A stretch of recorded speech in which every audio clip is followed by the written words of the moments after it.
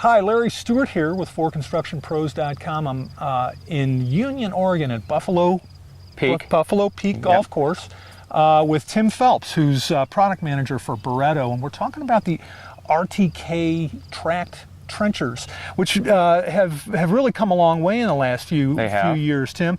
The RTK is kind of an interesting machine at 1,700 pounds. This is a pretty heavy trencher. It is, and a lot of that is due just because of the mass construction of the machine. We just put a lot of steel into these machines.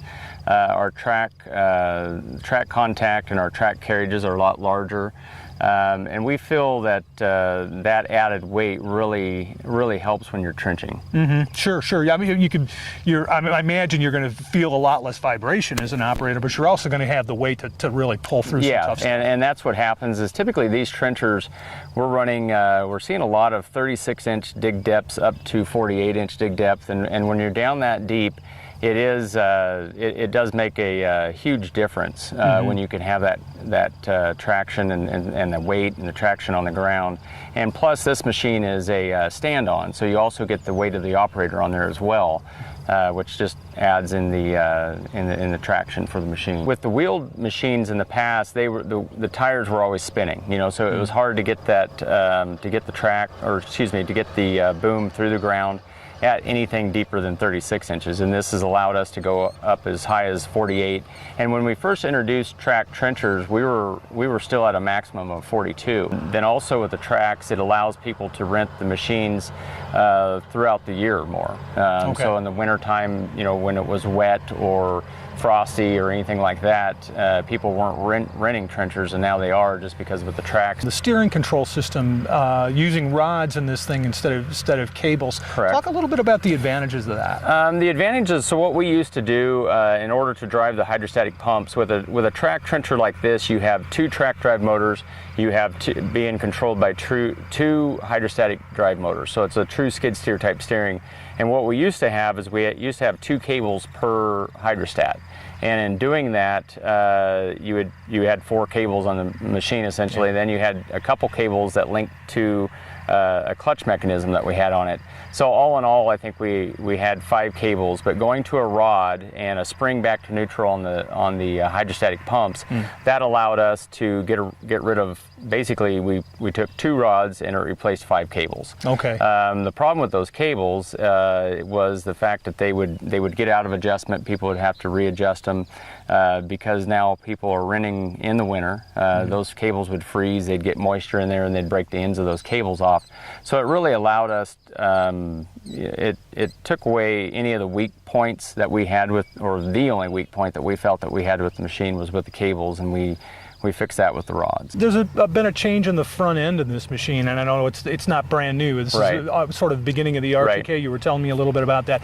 Why don't you describe how the mounting for the bar and the drive changed? So traditionally, what you used to see in a lot of trenchers, which we still use this style in our wheeled trencher, is we had a big boom pivot bushing, and a lot of times they're between a 3-inch to 4-inch diameter, and that's what you have a piece on there called a boom pivot, and so that controls, it's a pivot that controls the bar going up and down, and that has always been an area that breaks down a lot on trenchers, and a lot of the reason why we felt that it breaks down is because it is really close to the dirt.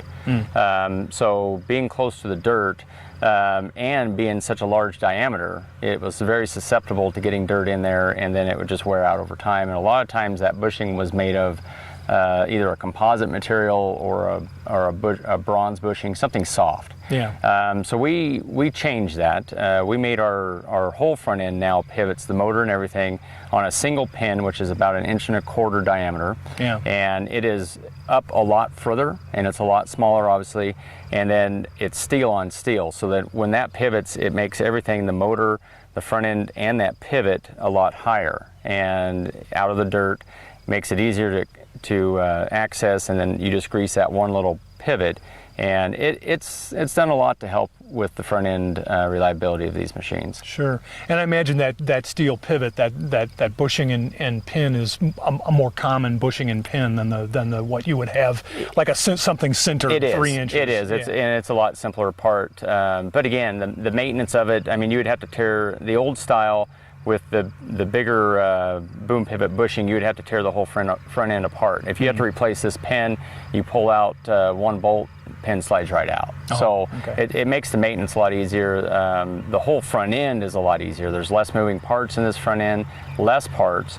To access the auger motor, you just pull 2 bolts and it comes out. It's on a spline shaft. There's no tapered bearing or anything on the end of it that makes it hard to get to. It's again, it goes back to the whole philosophy of when we design stuff, just to make it simple, less parts, and easy to access and to replace. This is the first version of the RTK that comes with a fixed operator platform, right? That is correct, yes. So talk a little bit about the thinking behind that. Why go to fixed, and what are the advantages? The reason why we went to a fixed platform on this machine is, again, going back to our old style TK trencher when we first came out with that one in 2008. It was a walk behind machine. Pedestrian walk behind machine, and kind of like the 48-inch boom, we got people asking us, well, why not put a platform on the back? And we thought, well, we could do that. We could put a platform on the back. So we put a platform on the back, but yet the controls were way down there because we didn't adjust the upright at all. So when we were looking to redesign this machine, get rid of the cables, our engineers also felt, well, to address the platform issue, why don't we just make one that is, that is a dedicated stand-on machine? And if we do that, we'll put the platform on it. We'll raise the controls up. The control tower will be taller. That way, you're not having to reach way down there. So that way, this is it is a stand-on machine. Ergonomically, it's better for the operator. They're not having to bend over to reach the controls.